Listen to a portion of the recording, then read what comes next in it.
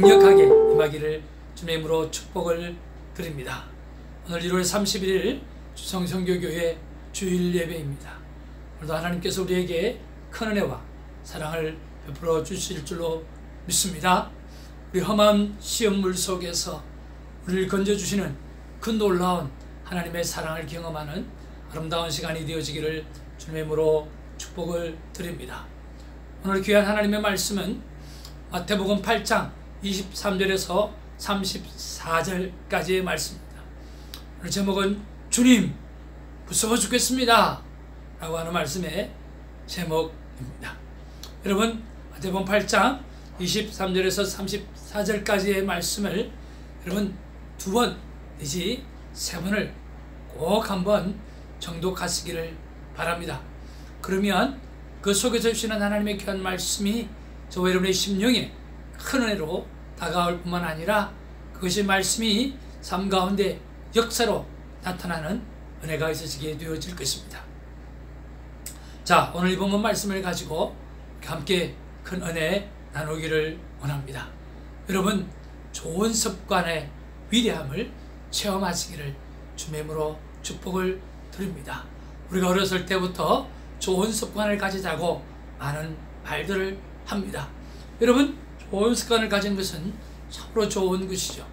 그러나 그 좋은 습관 가운데 가장 좋은 습관이 무엇이겠습니까?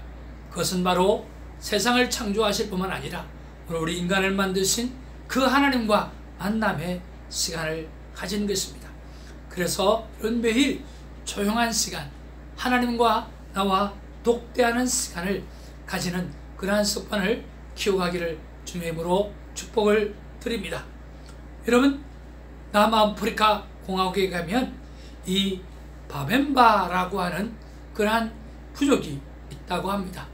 이 바벤바 부족은 어느 날 한 청년을 이렇게 앞에 두고 온 마을 사람들이 빙 둘러 서서 오늘 그 청년을 향해서 한마디씩 내뱉는데 그 한마디 모든 내용이 그 청년이 참 좋은 일을 했던, 정말 선한 일을 했던 것을 이야기하는 것이었습니다.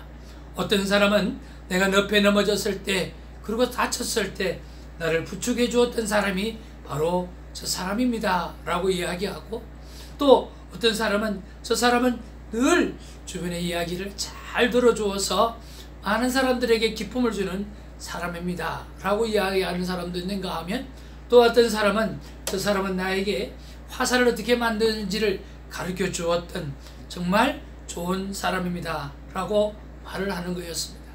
이렇게 마을 사람들이 그 사람들의 장점이나 그 사람의 선행을 그렇게 칭찬하는 일들을 몇날을 한다고 합니다. 그런데 사실은 그 사람은 바로 큰 범죄를 저질렀던 사람이라고 합니다.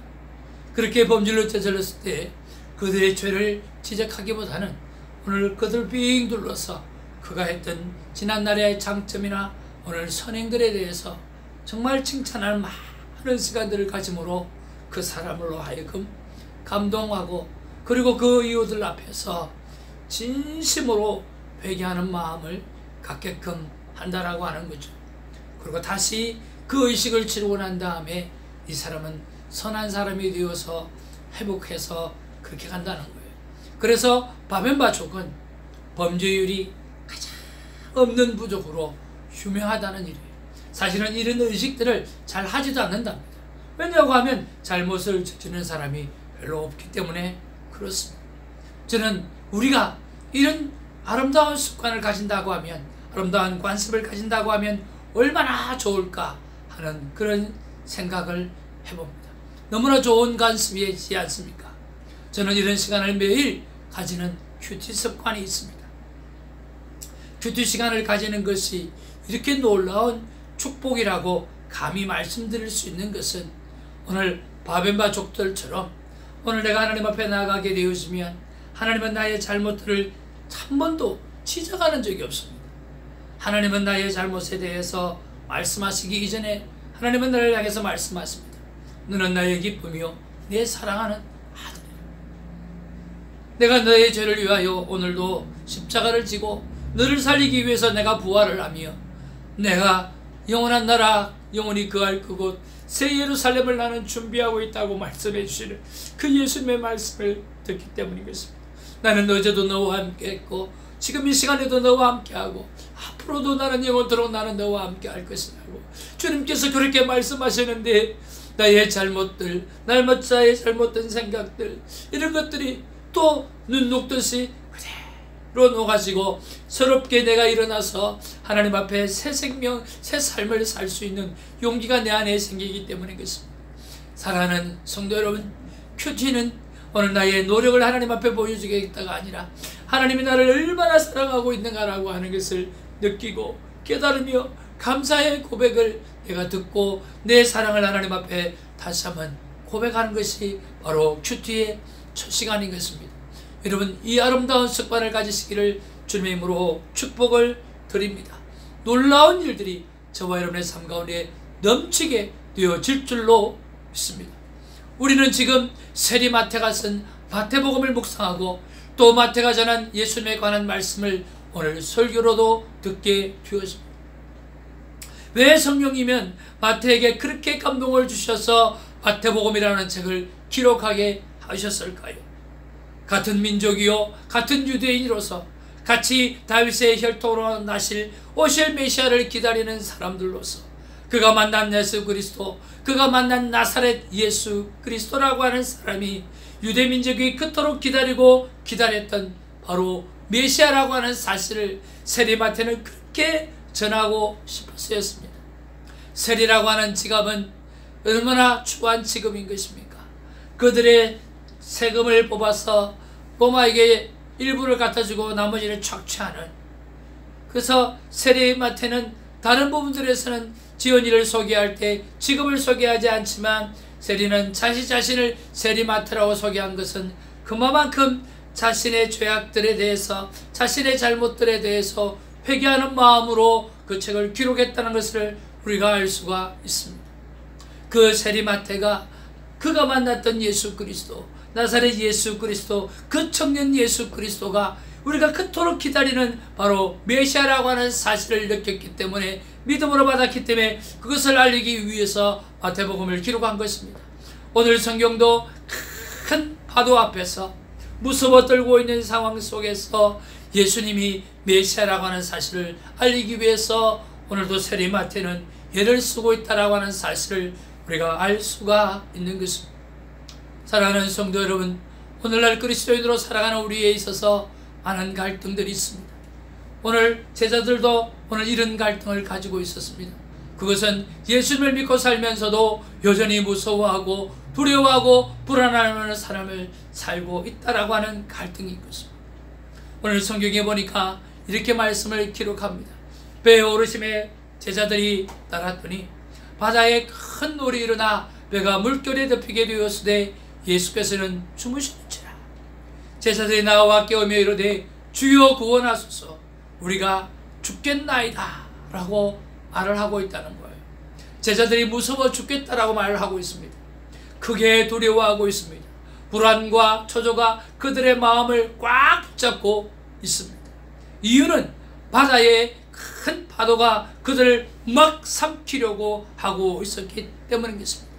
그래서 25절에 주님을 깨우면서 주여 구원하여 주옵소서, 우리가 죽겠나이다 라고 말을 하고 있다라고 하는 것입니다. 저와 여러분의 인생의 바다에서 우리는 크고 작은 일을 매일 만납니다. 불신자든 신자이든지 간에 동일하게 우리는 많은 문제를 만납니다. 그런데 불신자는 예수님을 몰라서 무서워할 수도 있고 불안, 초조할 수도 있지만, 그래도 우리 믿음의 사람인 우리는 달라야 하는데 별반 다를 게 없다라고 하는 것이 문제요 갈등이라고 하는 것입니다. 오늘 배 안에 예수님을 함께 모시고 있으면서도 불구하고 벌벌 떠는 제자들의 모습과 하나도 다른 것이 없는 우리의 모습을 보면서 한심하기 짝이 없는 것을 느낍니다.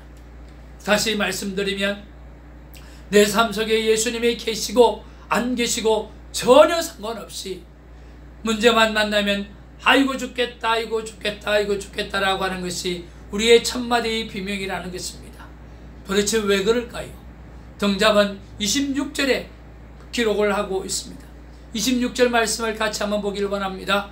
예수께서 이르시되 어찌하여 무서워하느냐, 어찌하여 무서워하느냐, 믿음이 작은 자들아 하시고 말합니다. 믿음이 작은 자들아 라고 말하는 거예요. 즉 예수님에 대한 믿음이 적기 때문에 그런 일이 일어났다고 말씀하고 있다라고 하는 것입니다. 과연 그 예수님이 어떤 분이십니까? 우리가 어떤 분으로 믿어야 합니까? 우리는 여기서 마태복음의 기록 목적을 분명히 알아야 합니다. 세리마태는 지금 내가 말하고 있는 이 예수는 우리 유대민족이 그토록 기다리던 바로 그 메시아라는 것을 분명히 알리기 위해서 오늘 다윗의 촉포로 1장을 시작하고 있다라고 하는 것입니다. 오늘 우리가 생각하고 있는 그 다윗의 촉포를 통해서 오늘 그리스도가 나타나시는데 바로 예수 그리스도께서 그분이라고 말씀하고 있다라고 하는 것입니다.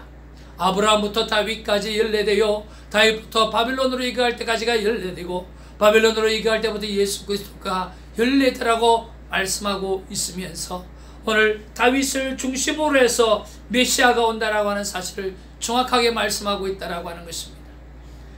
그러면서 오늘 1장 17절 18절에 그런즉 모든 대수가 아브라함으로부터 다윗까지 14대요, 다윗부터 바벨론으로 사로잡혀갈 때까지 14대요, 바벨론으로 사로잡혀간 후부터 그리스도까지 14대더라. 예수 그리스도의 나심은 이러하니라.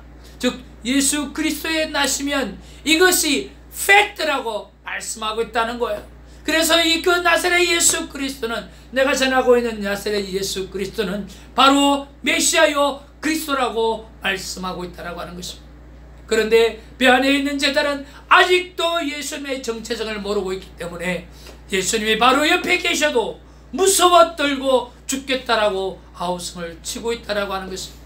우리 또한 마찬가지입니다.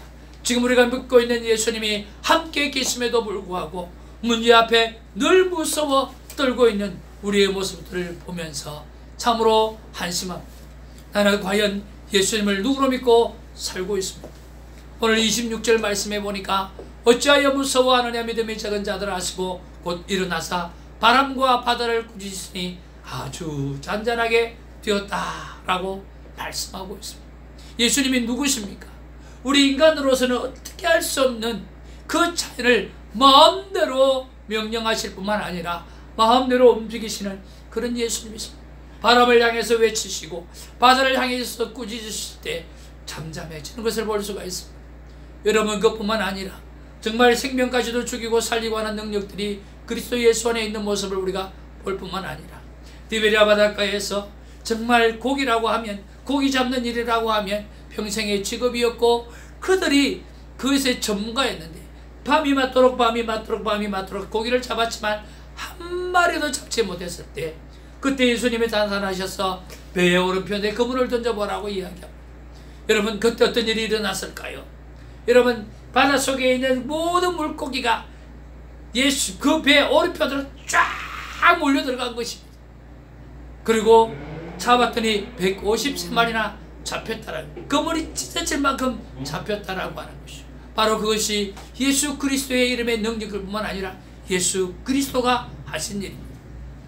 자연을 마음대로 움직이시는 바로 그분이 우리가 믿는 예수님, 그분이라고 하는 것입니다. 28절 29절에 오늘 성경은 정말 놀라운 말을 하고 있습니다. 예수께서 건너편 가자라 지방에 가심에 귀신 들린 자들이 무덤 사이에서 나와서 예수를 만나니 그들을 몹시 사나워 아무도 거기를 지날 수 없었다. 그들이 어떤 사람이었습니까? 어떤 자들이었습니까? 귀신 들린 자들인데 그들이 너무나 사나워가지고 그 길을 아무도 지나갈 수 없었다는 거예요. 사람들이 바라볼 때 정말 무서운 사람, 정말 무섭고 두려웠던 바로 그 귀신 들린 자가 있는 곳이었습니다. 그때 예수님을 만났다고 했습니다. 근데 29절에 보니까 그들이 뭐라고 말씀합니까? 소리질러 이르되 하나님의 아들이요, 하나님의 아들이요 라고 외치고 있었다라고 하는 것입니다. 사랑하는 성도 여러분, 오늘 사람이 그렇게 무서워하는 귀신 들린 자들이 예수님을 만나니까 꼼짝 달싹하지 못하는, 하나님의 아들 앞에 꼼짝 달싹하지 못하는 그 모습을 우리가 보지 않습니까? 사랑하는 성도 여러분, 우리가 코로나 바이러스 앞에서 혹은 이번 경제난을 통하여서 두렵고 무섭고 염려가 되고 걱정으로 충만한 것은 예수님을 똑바로 믿고 있지 못하기 때문이 아닌가 라고 하는 것입니다. 오늘 이 사진의 장면은 코로나 바이러스에 걸린 사람의 수술의 장면입니다. 여러분, 저와 여러분들이 만약에 길을 지나가다가 우연히 튀어나온 정말 날카로운 것에 내배가 찔렸을 경우에 우리는 어떻게 표현하겠습니까? 에이, 오늘 참 운도 더럽게 없네. 그렇게 하고 지나갈 겁니다. 아픔이 있지만은 그렇게 한 이유가 특별한 의도가 있었기 때문에 아니라고 하는 것이기 때문에 그렇죠. 그런데 살인자가 내배를 찔렀을 경우에 여기는 목적과 의도가 있기 때문에 심적으로도 육체적으로도 엄청난 고통이 다릅니다. 하지만 내배가 날카로운 메스에 찔렸는데 그 메스를 주고 계시는 분이 선하신 하나님이라고 한다고 하면 우리는 어떻겠습니까? 오히려 그 배를 그냥 내려놓고 맡겨드릴 것입니다. 왜냐고 하면 왜 더 나은 몸을 만드시려고 하는 하나님의 사랑을 믿기 때문에 그렇습니다. 우리는 오해할 때가 참 많습니다. 코로나 때문에 사업체가 망하고 가족을 잃고 교회가 거대한 타격을 입고 성도들이 떠났습니다. 여기에도 우리는 하나님의 계획이 있을까라고 하는 생각을 해볼 때도 있다는 거죠. 있다면 과연 무엇이 있을까? 정확한 답은 알 수는 없지만 최소한 하나님이 우리를 사랑하지 않아서라든지 아니면 하나님 우리를 괴롭게 하려고 할 것이라고 하는 그런 답은 될 수가 없습니다. 왜냐고 하면 지금 우리는 십자가를 바라볼 때이기 때문에 그렇습니다. 하나님이신 분이 온몸에 상처를 입고 발가벗겨져서 피를 뚝뚝 흘리고 계시는 것입니다. 그리고 사람들이 조롱과 멸시를 온몸으로 다 감내하고 계시고 있다는 것이죠. 하나님이 우리를 사랑하지 않아서 우리를 괴롭게 하시려고 고통을 주신다고 하면 왜 그분이 자신이 고통 안으로 들어가셨겠는가 라고 하는 것입니다. 저는 이번 코로나를 인해 그 바이러스가 폐에 대비제에 가서 호흡이 힘들었고 또 나아지려고 하니까 역류성 식도염이 걸리고 또 나아지려고 하니까 칸디나증이 생기고 갑자기 목소리가 2, 3일 동안 나오지 않아서 얼마나 힘들었는지 오늘 주일날 혹시나 말이 제대로 나오지 않을까 어제는 밤새 10번 이상 자다가 깨어서 목을 돌보고 했던 것을 생각이 듭니다. 심지어 가장 아플 때는 돌아가시는 아버지, 어머니, 할머니까지 4번이나 나타나서 나에게 힘든 시간을 겪게 했습니다. 그 순간에도 제 입술에는 나를 구원하신 주님에 대한 감사밖에 없었습니다. 왜냐하면 코로나와 상관없이 하나님은 늘 나를 사랑하고 계시다라고 하는 사실을 저는 너무나 잘 알고 있었기 때문인 것입니다. 하나님의 사랑은 상황과 상관없이 변함이 없는 것입니다. 고통에 또 다른 사랑의 뜻이 있음을 찾고 바라는 믿음이 있기를 주님의 힘으로 축복을 드립니다. 사랑하는 성도 여러분, 인생은 누구와 함께 하는가가 아주 중요합니다. 그러나 더 중요한 것이 있습니다. 바로 나와 함께 하시는 예수님을 내가 어떤 모드로 믿고 살아가는가 라고 하는 것입니다. 우리의 인생의 배 안에 예수님이 계십니다. 코로나라고 하는 파도가 치고 우리가 감당할 수 없는 일들이 연거푸 우리의 삶 속에 쏟아져도 우리의 인생의 배에는 전능하신 예수님이 계시는 것입니다. 그분이 주무셔도 상관이 없고 그분이 깨어 계셔도 아무런 상관이 없습니다. 주무시면 우리가 깨우면 되는 것입니다. 깨어 계시면 그분과 함께 살아가면 되는 것입니다. 사랑하는 성도 여러분, 저는 하나님께 다시 한번 무릎을 꿇고 요청합니다. 하나님, 오늘 설교를 통해 우리에게 그토록 하고 싶으신 말씀은 무엇입니까? 주님은 이렇게 말씀해 주셨습니다. 도마에게 이르시되 내 손가락을 이리 내밀어 내 손을 보고 내 손을 내밀어 옆구리에 넣어보라. 그리하여 믿음 없는 자가 되지 말고 믿는 자가 라고 말씀하십니다. 여러분, 우리 예수 그리스도를 믿는 자가 되시기를 주님의 이름으로 축복드립니다. 옆에 계시는 분으로만 두지 마시고 믿는 자가 되어 주옵소서.